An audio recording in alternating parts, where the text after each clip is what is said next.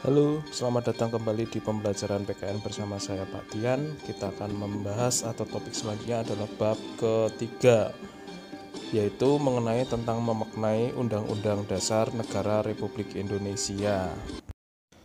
Memaknai peraturan perundang-undangan nasional. Dari poin ini kita akan belajar kenapa kita harus tahu makna dari perundang-undangan, kenapa kita harus namanya menepati atau menaati peraturan agar kita harus menjadi hidup atau bisa hidup dengan tenang dalam kehidupan berbangsa dan bernegara, memaknai bahwa peraturan itu adalah hal yang sangat penting dan sebagainya. Nanti kita akan membahas.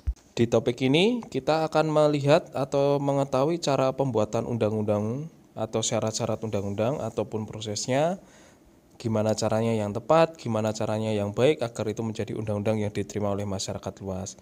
Selain itu, saya juga akan membentuk kelompok untuk mempresentasikan topik-topik yang ada di bab ketiga ini. Nanti kelompok akan saya bagi secara acak.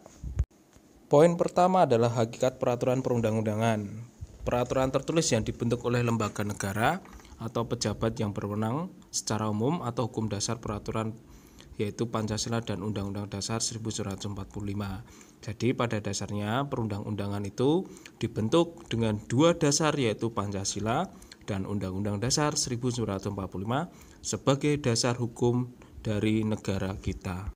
Nah, di tempat kita itu kita mempunyai perundang-undangan yang bermacam-macam yang ditulis oleh skema hierarki atau urutan susunan undang-undang. Yang pertama Undang-Undang Dasar 1945, yang kedua adalah Undang-Undang atau Perpu, yang ketiga adalah PP atau Peraturan Pemerintah, yang keempat adalah Perpres atau Peraturan Presiden, yang kelima adalah Perda atau Peraturan Daerah. Poin pertama adalah undang-undang. Undang-undang dibentuk oleh DPR dengan persetujuan oleh presiden atau pemerintah. Pada dasarnya undang-undang ini dibuat oleh anggota DPR selaku badan legislatif yang bekerja sama dengan pemerintahan yang nantinya akan membuat undang-undang secara resmi tentang apa yang memang menjadi hal yang penting dalam peraturan yang ada di Indonesia. Peraturan pemerintah pengganti undang-undang. Peraturan yang ditetapkan oleh presiden dalam hal yang mendasar. Konteks ini adalah peraturan yang memang dikeluarkan oleh presiden agar apa? Agar setiap undang-undang yang dilakukan oleh atau diciptakan oleh DPR itu sesuai dengan apa yang diinginkan oleh pemerintah dan sesuai dengan apa yang diinginkan oleh masyarakat luas. Selanjutnya adalah peraturan pemerintah, peraturan yang ditetapkan oleh presiden. Nah, presiden ini adalah kepala pemerintahan, maka dia membuat peraturan yang digunakan sebagai dasar ketika nanti pemerintah itu membuat kebijakan dalam berbagai bidang sosial, budaya, hukum, ataupun bidang ekonomi. Peraturan selanjutnya adalah peraturan presiden atau perpres, peraturan yang dibuat presiden. Biasanya peraturan ini muncul atau dibuat presiden untuk kasus-kasus khusus yang memang harus diselesaikan secara masif atau secara cepat dan tepat agar presiden tahu hasilnya seperti apa, atau peraturan-peraturan ini digunakan untuk kebijakan-kebijakan yang memang harus bersifat mendesak. Contoh kemarin Undang-Undang Cipta Kerja itu masyarakat meminta untuk mengeluarkan perpres. Karena apa? Karena masyarakat tidak menginginkan ada Undang-Undang Cipta Kerja yang dibahas oleh DPR. Maka rakyat meminta presiden untuk mengeluarkan perpres agar membatalkan undang-undang yang telah disepakati. Selanjutnya adalah Perda atau Peraturan Daerah, dibuat oleh DPRD dengan persetujuan bersama kepala daerah. Nah, Perda ini adalah undang-undang atau perundang-undangan yang diciptakan atau dikhususkan untuk provinsi atau daerah-daerah. Maka undang-undang ini hanya dikhususkan untuk daerah-daerah tertentu. Contoh DIY dengan Jawa Tengah pasti mempunyai perda yang berbeda-beda. Karena ketika DPRD atau Dewan Perwakilan Daerah itu menciptakan undang-undang dengan kepala daerah, itu hanya bisa digunakan di daerahnya masing-masing, bukan di daerah yang lain. Maka dari itu perda itu khususnya hanya ruang lingkup lokal. Berikutnya adalah asas-asas dalam pembentukan undang-undang. Yang pertama adalah kejelasan hukum, yang kedua adalah kelembagaan atau organ pembentuk yang tepat, yang ketiga adalah kesesuaian antar jenis hierarki dan materi muatan, yang keempat dapat dilaksanakan, dan yang kelima adalah kejelasan rumusan, dan yang keenam adalah keterbukaan. Poin pertama adalah kejelasan hukum. Ketika membuat peraturan undang-undang atau pembuatan perundang-undangan, kita harus tahu kejelasan hukumnya seperti apa. Sebagai contoh, sanksi yang akan didapat, tujuan dari pembentukan undang-undang itu seperti apa. Apakah dilindungi oleh hukum-hukum di negara kita atau hanya menguntungkan bagi pihak-pihak tertentu. Kedua adalah kelembagaan atau organ pembentuk yang tepat. Nah, dalam pembentukan undang-undang ini hanya dilakukan oleh badan legislatif, tidak boleh dilakukan oleh badan-badan yang lain atau kekuasaan yang lain. Karena apa? Karena dalam undang-undang sudah ditetapkan bahwa badan legislatiflah yang dapat membuat undang-undang. Yang ketiga adalah kesesuaian antar jenis, hierarki, dan materi muatan. Dalam konteks ini, dalam pembuatan undang-undang itu harus dasarnya sesuai dengan tujuan yang akan ingin dicapai atau persoalan yang memang harus dihadapi atau persoalan-persoalan yang memang harus cepat diatasi. Maka dalam pembuatan undang-undang atau pembentukan undang-undang itu harus sesuai dengan tujuan, persoalan yang ada saat ini ataupun materi-materi yang memang harus kita selesaikan saat ini juga. Poin selanjutnya adalah dapat dilaksanakan. Nah, undang-undang yang sudah diciptakan pasti harus bisa dilaksanakan. Karena apa? Ketika undang-undang itu sudah disahkan atau sudah menjadi sebuah peraturan yang sangat penting, maka itu wajib harus dilaksanakan. Poin ini adalah dapat dilaksanakan, itu diartikan bahwa ketika kita sudah mengesahkan, berarti undang-undang itu sudah bisa untuk kita lakukan dan tidak boleh untuk tidak kita lakukan. Poin selanjutnya adalah kejelasan rumusan. Nah, dalam pembentukan undang-undang ini kita harus bisa menjelaskan secara detail tujuan dari pembentukan undang-undang ini, terus sanksi yang akan didapat ketika melanggar, dan apa keuntungan yang akan didapat. Maka tujuan dari pembentukan undang-undang itu sangat penting agar kita tuh tahu bahwa isi dari undang-undang itu tidak bisa dikatakan sebagai hanya kepentingan perorangan, tapi untuk kepentingan bersama demi nusa dan bangsa. Poin selanjutnya adalah keterbukaan. Dalam pembentukan undang-undang itu kita harus terbuka, tidak boleh saling menutupi atau diam-diam. Karena apa? Dalam pembentukan peraturan itu ditujukan untuk kepentingan bersama, bukan kepentingan pribadi. Maka ketika para anggota DPR maupun pemerintah sedang merencanakan undang-undang, wajibnya dalam konteks ini melibatkan banyak orang atau banyak tokoh masyarakat yang memang mewakili organisasi-organisasi dalam masyarakat. Terutama masyarakat luas itu tahu tujuan dari undang-undang dan tidak boleh ditutupi apa yang menjadi tujuan dari pembentukan undang-undang itu tersendiri.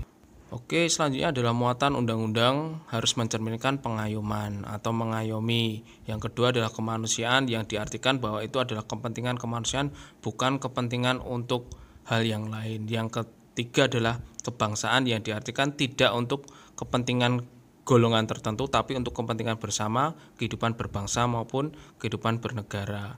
Yang keempat adalah kekeluargaan, yang diartikan bahwa kita itu menjadi hal yang penting dalam perumusan undang-undang, bukan menjadi objek yang harus ditindas. Yang selanjutnya adalah kenusantaraan, yang diartikan bahwa pembuatan undang-undang itu harus mencerminkan dari Sabang sampai Merauke, tidak mencerminkan salah satu wilayah ataupun golongan ataupun suku.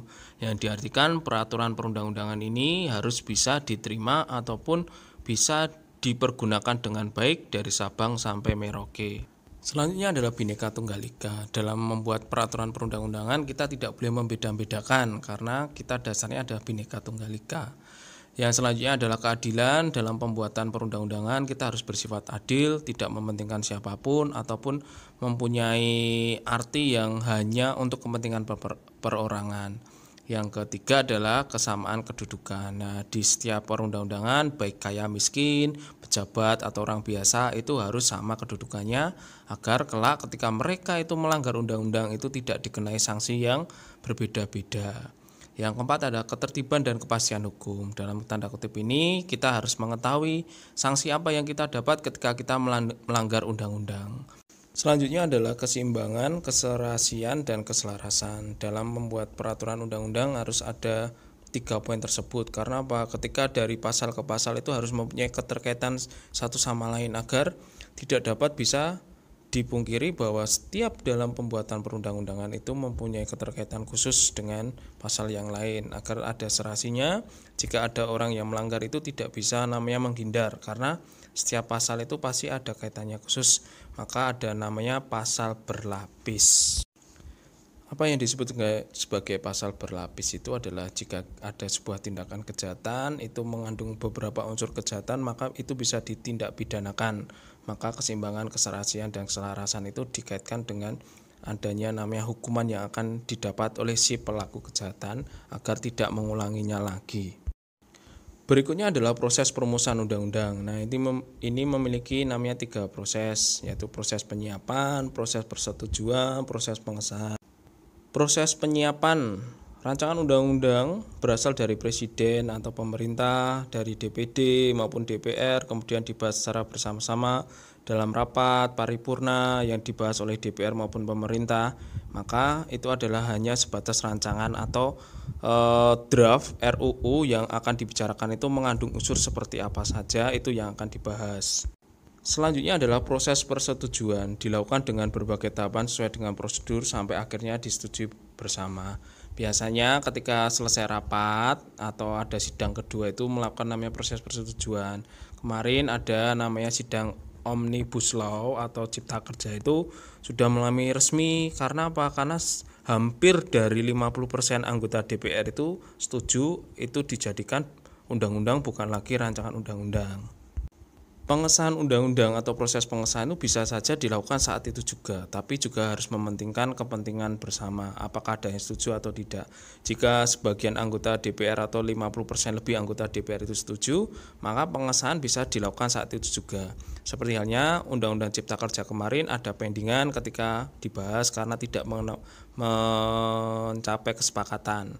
Ketika sidang selanjutnya itu ada pengesahan yang dilakukan oleh para anggota DPR yang dilakukan pada kurang lebih jam 12 malam, yang menjadikan itu bukan lagi menjadi rancangan undang-undang tapi sudah disahkan sebagai undang-undang, yang diartikan sebagai seperti berikut.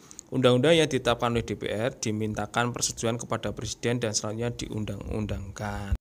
Ketika dalam rapat DPR itu sudah disahkan, maka draft undang-undang tersebut akan diserahkan kepada Presiden untuk ditinjau kembali apakah itu layak untuk disahkan atau disetujui atau memang harus ada namanya revisi. Maka puncak terakhir dalam pengesahan undang-undang itu adalah Presiden atau sebagai kepala negara maupun kepala pemerintahan. Nah, berikut adalah tata cara pengubahan undang-undang. Usul perubahan pasal-pasal sekurangnya sepertiga dari jumlah anggota MPR dan disampaikan secara tertulis yang memuat bagian yang diusulkan untuk diubah berserta alasannya. Selanjutnya adalah sidang MPR, mengubah pasal-pasal dihadiri sekurang-kurangnya 2/3 dari anggota MPR. Ini adalah putusan untuk mengubah disetujui oleh sekurang-kurangnya 50% ditambah 1 dari anggota MPR. Dan yang terakhir adalah khusus mengenai bentuk Negara Kesatuan Republik Indonesia tidak dapat dilakukan perubahan secara besar-besaran atau tidak bisa diubah. Kalian bisa memperhatikan pada tabel halaman 59 dalam buku paket.